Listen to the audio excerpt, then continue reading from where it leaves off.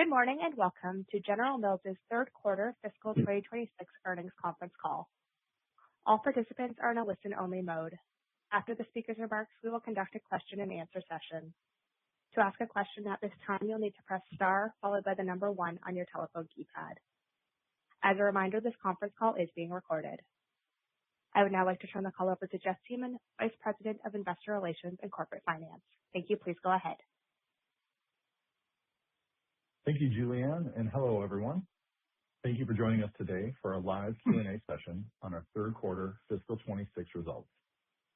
I hope everyone had time to review our press release, listen to the prepared remarks, and view our presentation materials, which we made available this morning on our investor relations website. It's important to note that in our Q&A session, we may make forward-looking statements that are based on management's current views and assumptions.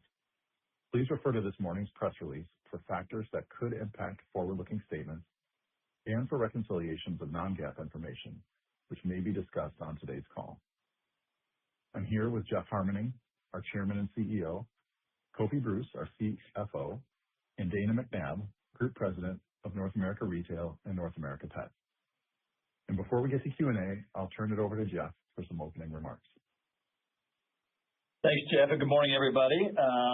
We'll turn to Q&A here in a couple minutes, but I thought I'd just take a minute or two to provide some context on what we've been through the first 3 quarters of this year. And then based on the progress we've been able to demonstrate, how we're positioned to deliver a significant step up in financial performance, which will start in our fourth quarter, which is why we reaffirmed our guidance for fiscal 26. As a reminder, as we entered this fiscal year, we made a proactive and strategic decision to reinvest to improve the remarkability of our brands, with full awareness that this would weigh on near-term results as we sharpened our competitiveness. So now, 3 quarters into that plan, we're seeing strength and momentum on critical building blocks for sustainable growth, namely household penetration, improved baseline volume, distribution, and market shares. And this progress only reinforces our conviction that this strategy is the right one for General Mills. In North America Retail, our investments in remarkability are resonating with consumers. We're rebuilding household penetration and baseline growth, which are the key indicators of future growth. In Pet, we're adding households as well and fueling our fast-growing cat feeding portfolio and also taking steps to accelerate our growth through Love Made Fresh. And we're continuing to be competitive in North American food service and international. We know there's still more work ahead. We know that. But with most of the reinvestment phase behind us, we expect to deliver meaningful, better top-line and bottom-line performance in Q4 and beyond. I also want to talk briefly about the other piece of news you may have seen yesterday, which was our agreement to sell our Brazil business. And this builds on a strong track record we have of portfolio shaping, both in acquisitions and divestitures.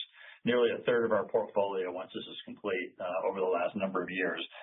And Brazil includes our Yoki and Kitano brands. And while it's not on the scale of Pet or the yogurt transactions, it's the same disciplined approach we've consistently taken to reshape our portfolio. And namely, our desire to prioritize our resources and investments on brands and platforms where we have the strongest opportunity to generate profitable growth.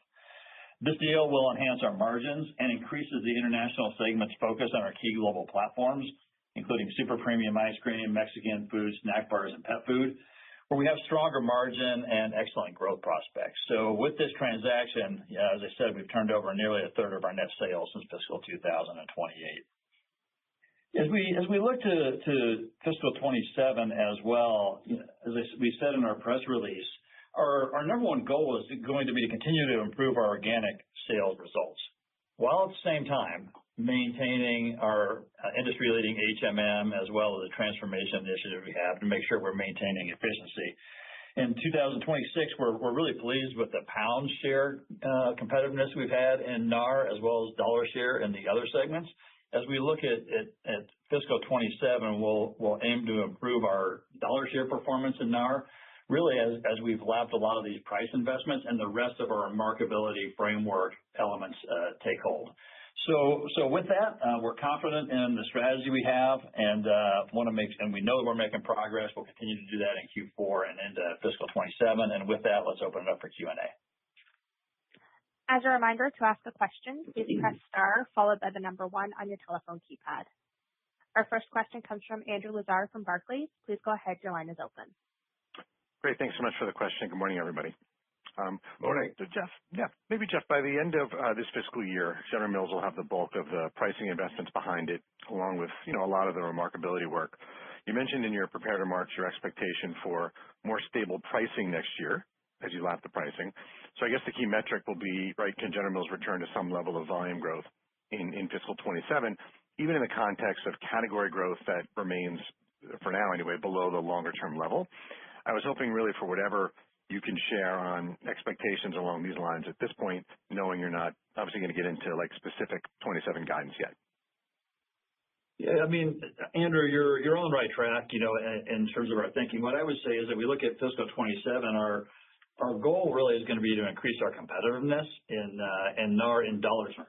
And this year we certainly did in pound terms as a result of all the pricing actions to be more competitive there. And then in 27, we'll try to maintain the pounds as well as we can, and at the same time, let our innovation and the renovation on our core, and our improved marketing and ROIs on our marketing campaigns do the job of increasing our dollar sales results.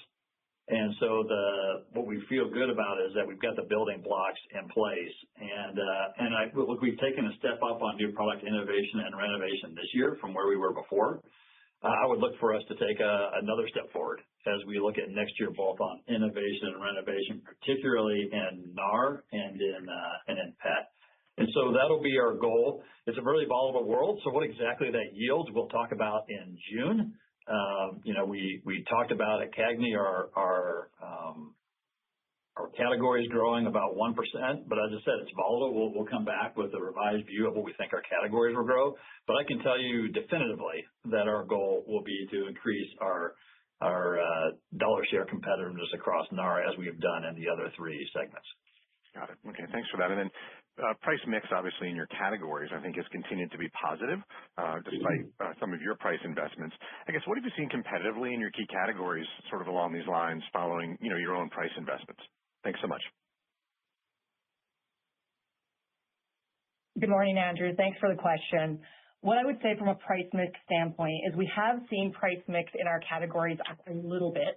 That is behind some small brand innovation, but predominantly in terms of our price mix this year, as you know, in the front half, it was about investing to get our base shelf prices right.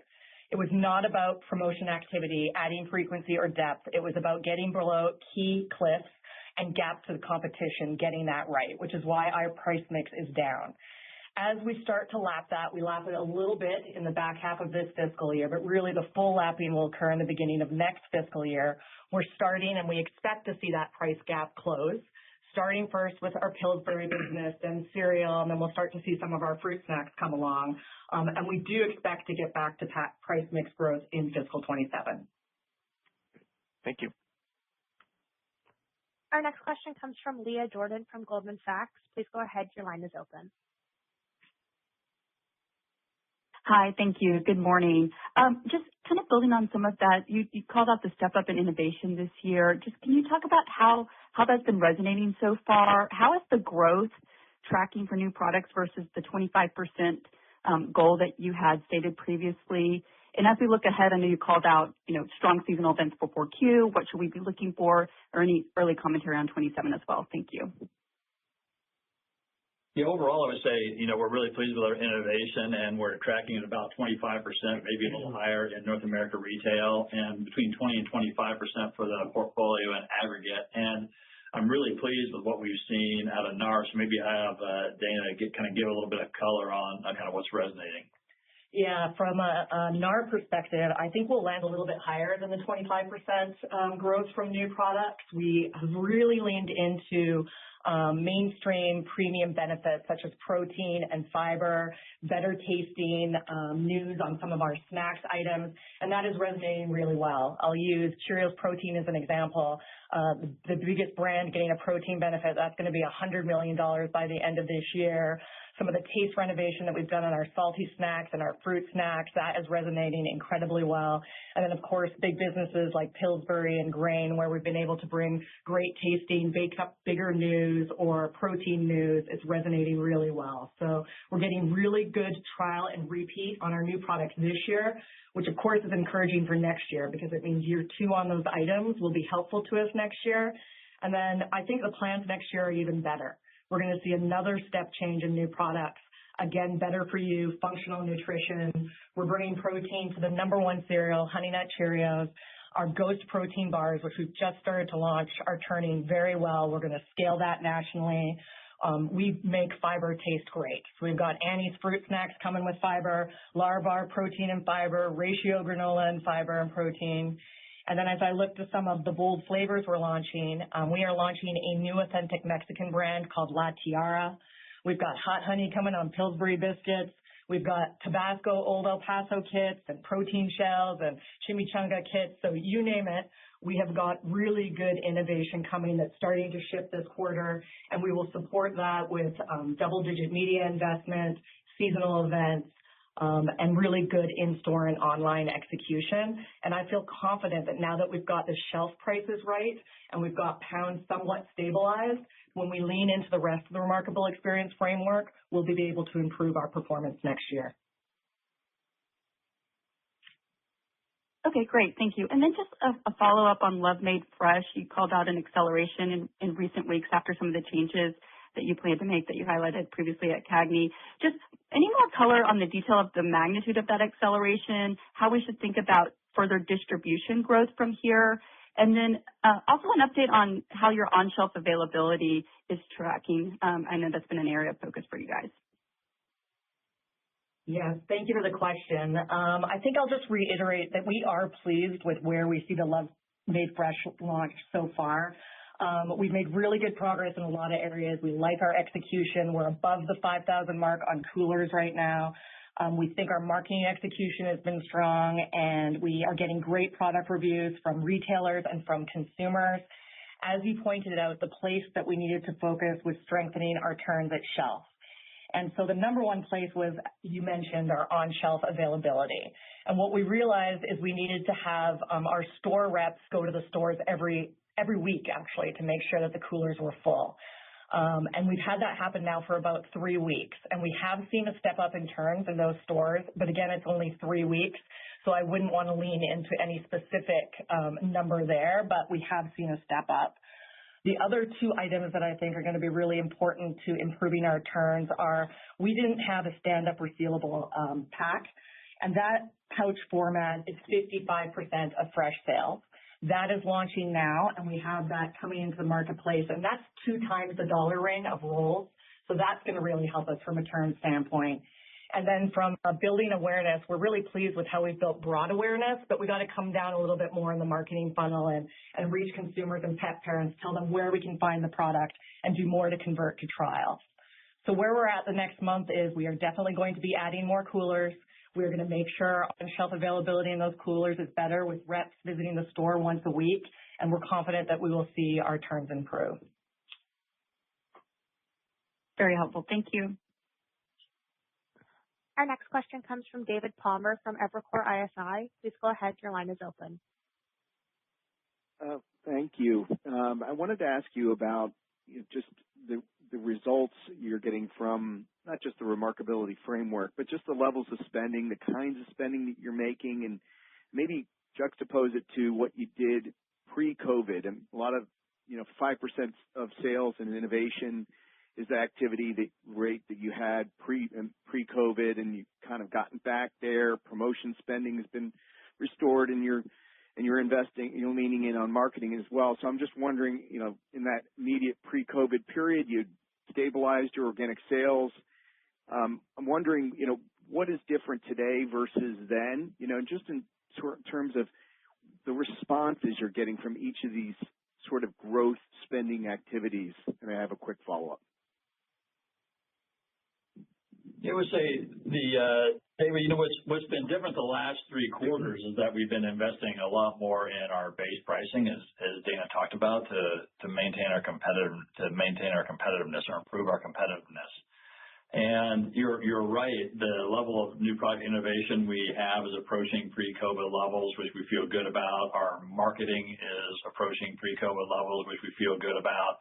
And now kind of our price gaps relative to competition will be approaching pre-COVID levels, which it hasn't been for the last couple of years. So which is why we made this change in pricing. And so it's also why it gives us confidence as we look forward to Q4 and next year that our level of competitiveness in terms of dollars will improve, because as you said, we're getting back to the levels of activity, whether it's on the marketing side and innovation and media spending, or whether it's our price competitiveness that we saw before. I would actually say Dan and our team have done a great job. Our level of renovation on our core is actually probably better than it was pre-COVID. And so that's what gives us confidence that having gotten past the bulk of this pricing activity now on base price, that the rest of the elements of our marketing framework will work a lot harder for us. So you kind of hit on our thinking, which is that's what we see. And the only other difference I would say externally is that the consumer's a little bit more stressed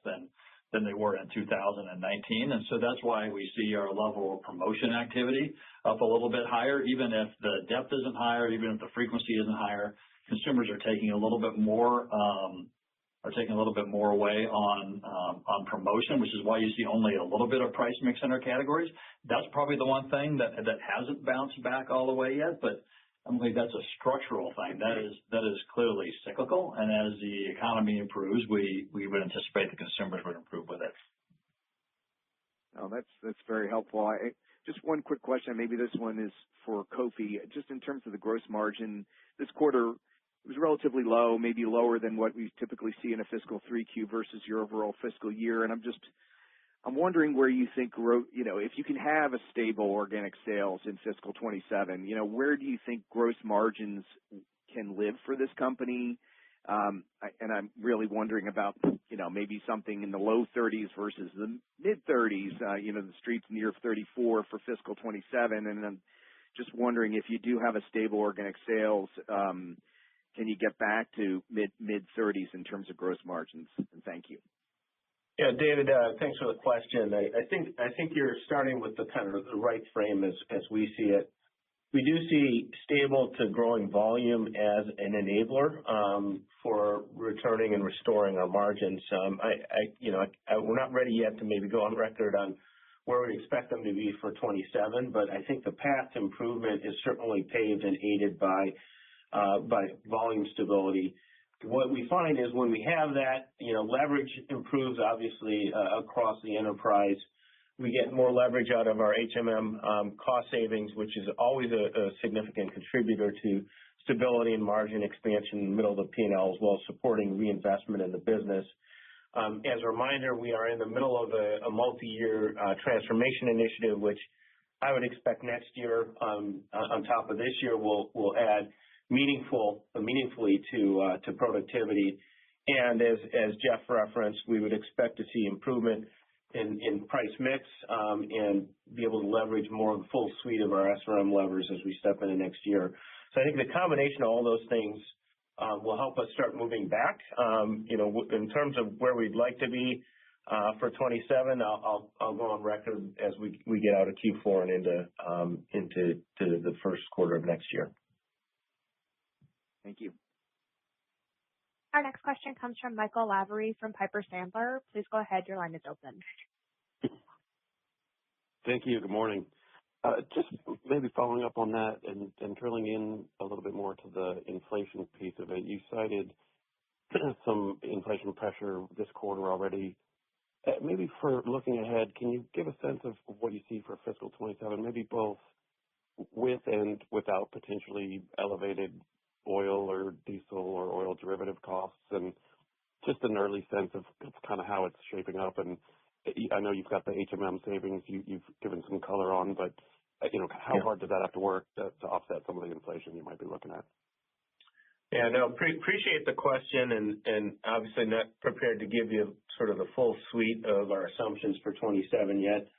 But our best estimate right now on range of inflation is roughly in line with this year.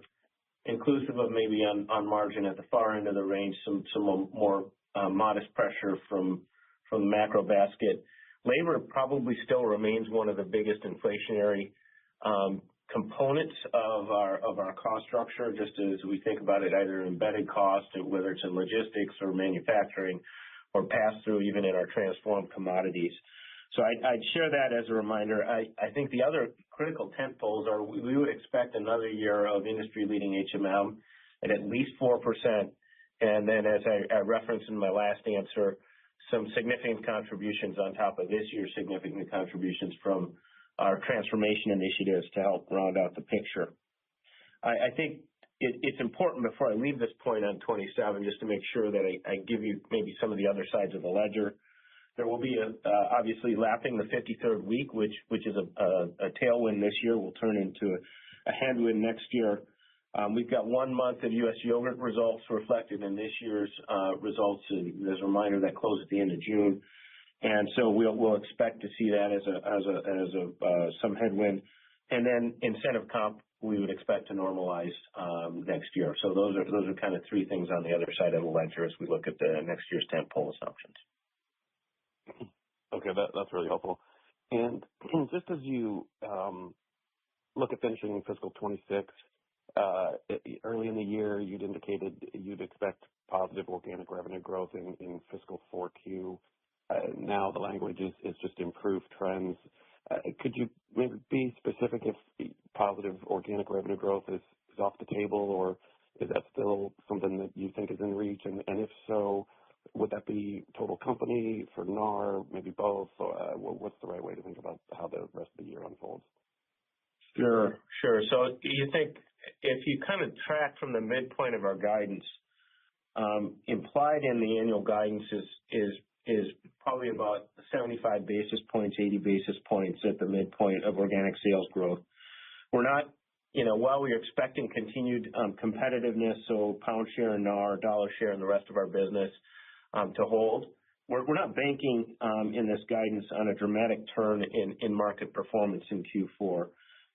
Instead, we're expecting a lot of this to come from some mechanical factors. So we referenced in our remarks significant retailer inventory headwind in Q3 that we would expect to flip to a tailwind in Q4. And that's on its own probably worth about 200 basis points of benefit to organic growth in Q4. And we'd expect the rest of the improvement to come from the reversal of trade expense timing, which was a headwind in Q3 and will become a pretty healthy tailwind as we lap last year's Q4. Okay, great. Thanks so much. You bet. Our next question comes from Alexia Howard from AllianceBernstein. Please go ahead. Your line is open. Good morning, everyone. Can I ask about the food service weakness this time around? You mentioned bakery flour volumes. Is that something that's likely to persist? And what does it tell us about some of those category or channel dynamics in that segment? Yeah, I think for Alexia, for food service overall, let me take a step back and then we'll get to flour here eventually. As we think about food service, eating occasions at home are about 86%, and that's been pretty stable over the last few months or so. Commercial traffic is down about 0.5 point, and non-commercial traffic is up about 1 point. As a reminder, we over-index in the non-commercial space. And as we looked at the third quarter, you see our volume decline a little bit, and you see the profitability decline. I would remind you on the profit side, about half the decline is the yogurt divestiture. So when you see that big number for that decline, know that about half of it is yogurt, and about 30-35% is flour. So those are the two biggest items. As I think about the fourth quarter, we're not thinking that our flour business will come back in the fourth quarter of this year. We'll see what happens because of the complex nature of distribution and food service. The movement is a little bit slower one way or the other. I am really proud of our competitiveness in K through 12 schools. The fact that we've changed to natural colors, ahead of when we said we were going to do. And, we're competing quite effectively outside of flour. And so I'm outside of that one piece of our food service business, pretty pleased with our performance and our level of competitiveness. And this forecast we have for the rest of this year wouldn't contemplate becoming more competitive on flour for the next 3 months. Got it. And then can I follow up on Love Made Fresh? You obviously had the 5,000 cooler goal for the end of January, which I think you hit, and it's probably a little bit above that now. Is there another milestone a few months down the road in terms of additional distribution that you can share, or at the moment is the focus on getting the turns up before you have another big move forward on the distribution side? Yeah, Alexia, on the distribution side, I think, there are the number of coolers, and then there are kind of the distribution within those coolers. To the extent we just launched the stand-up resealable pouch, that'll add distribution, but it may not add the number of stores. It'll just add the number of SKUs we have in the store that we're currently in. And we think that's going to be the most productive. So our focus really is on enhancing the turns where we are. And to the extent we get a little more distribution, that's okay too. But as Dana talked about, making sure that availability is increased significantly and that our marketing is taking place at the kind of the lower end of the funnel, closer to the point of purchase, that's going to be our focus. We know we have a great product, and now we have good distribution. And so now the job to do is make sure we keep improving the turns where we are. As Dana said, 3 weeks into having more people at the shelf more often, we're seeing positive benefits of that, and we'll look to see that continue, as well as redoing our marketing mix so that we have more kind of at the point of attack, if you will. Great. Thank you very much. I'll pass it on. Our next question comes from Robert Moskow from TD Cowen. Please go ahead. Your line is open. Hi. Thanks for the question. Dana and Jeff, I was hoping to dive into the high single-digit decline in snacks.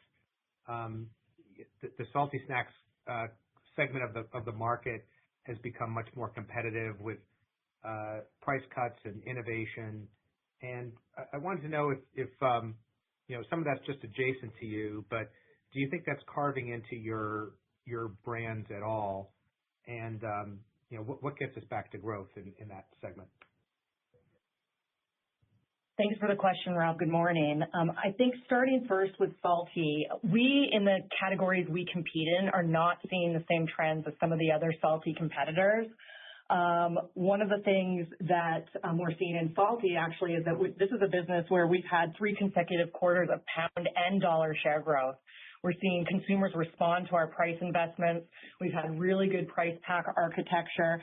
And then the product renovation that we did to just improve the flavor, that's resonating really well. So our salty business has performed incredibly well, and we think that will continue into next year.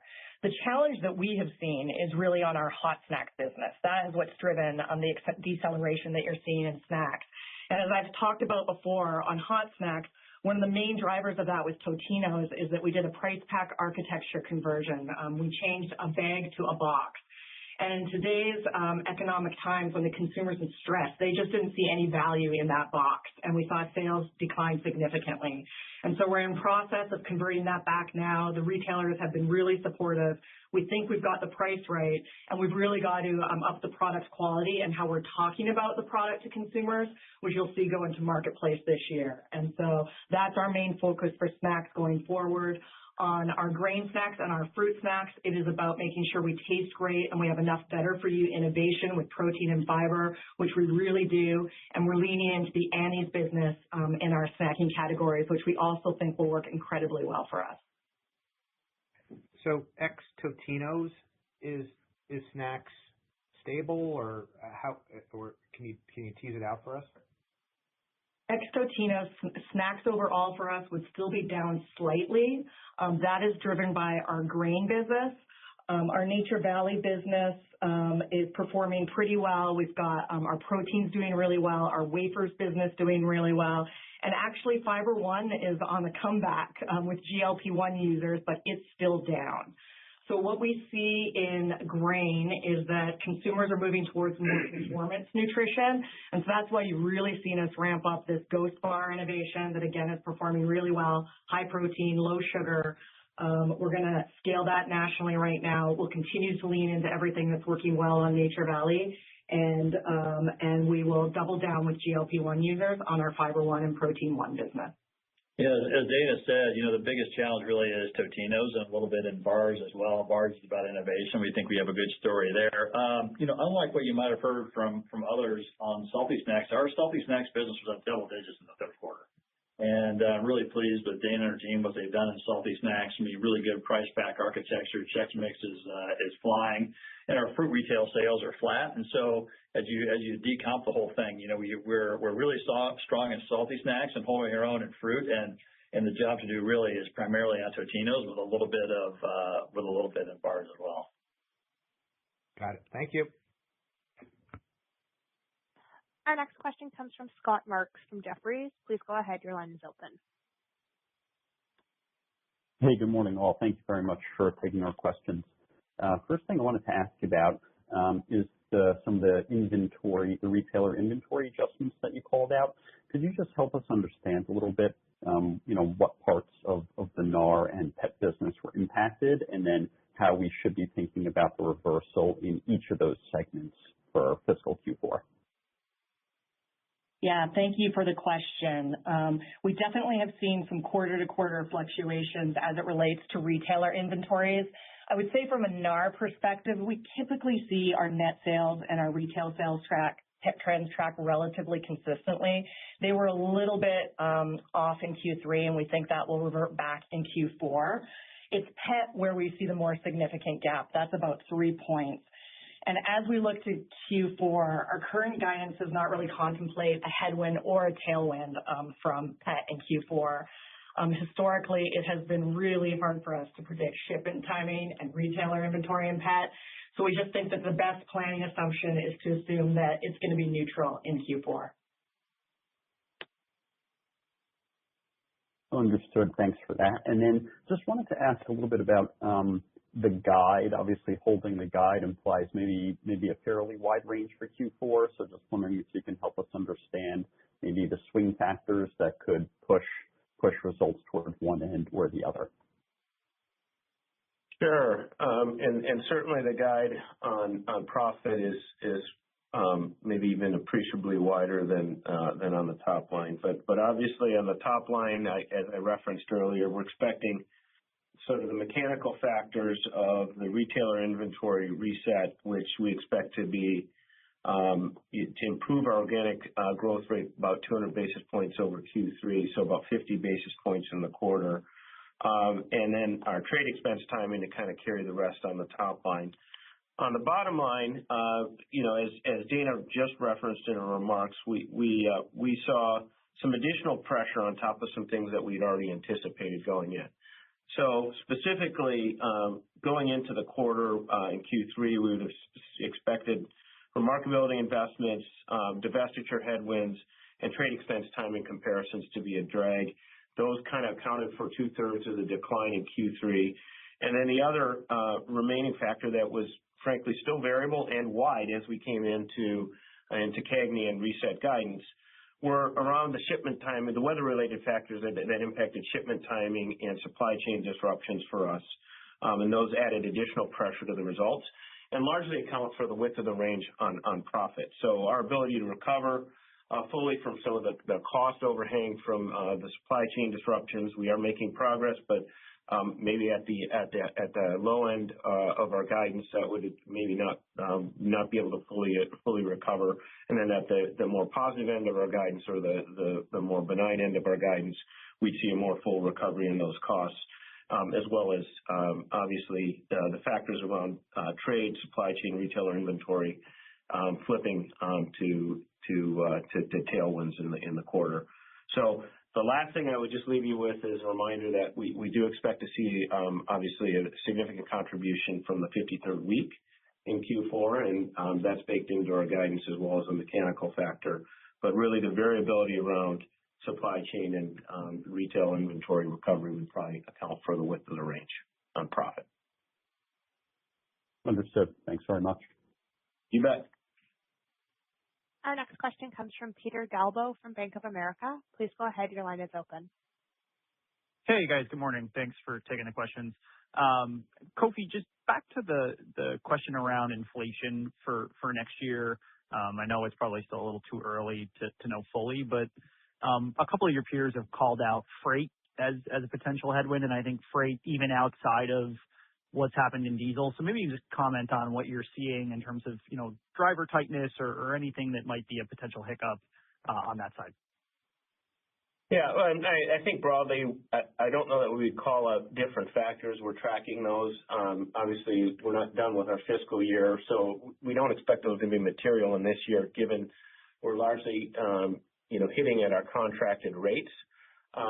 It is a variable that we're factoring into the range that I gave you earlier in the call on our expected inflation for next year, and we'll be prepared to give you a more full picture here in call it two more months, and as we close the quarter in the year. Okay, fair enough. And Jeff, maybe just I didn't get a lot of airtime, but the decision on Brazil, I don't think it comes as a huge surprise, but maybe you can just provide a few more details into just the thinking to kind of exit the market and what drove the decision, this time. Thanks. Yeah, it stems from our strategy to really focus on our core global brands outside the U.S. And, we have a great right to win with our core global brands. They're fast growing and they're quite profitable. And, as we looked at our Brazilian business, our Brazilian team's done a really nice job, but the challenge for us in Brazil is that not only are we under scale, but also our portfolio there is not really our global brands. It's some good local brands. But the combination of having these local brands as well as not having the scale means that our Brazilian business has not been very profitable for quite some time. And so the idea to divest of our Brazilian business really is a factor of our focusing on our core global brands, which will enable us in our international segment to improve our margin profile, which, we've done a really nice job of this year, but there's another step change to go. And divesting this business will help us do that, and while maintaining our growth and increasing our margin profile. So that's and doing that, what we'll be able to do is shift our resources to places we think we have a longer term right to win. It's going to be more profitable for us. Okay, thanks very much. Julian, I think that's all the time we have this morning, so I think we should wrap there. Thanks everyone for the good questions and discussion, and we look forward to speaking with you over the course of the coming quarter. This concludes today's conference call. Thank you for your participation. You may now disconnect.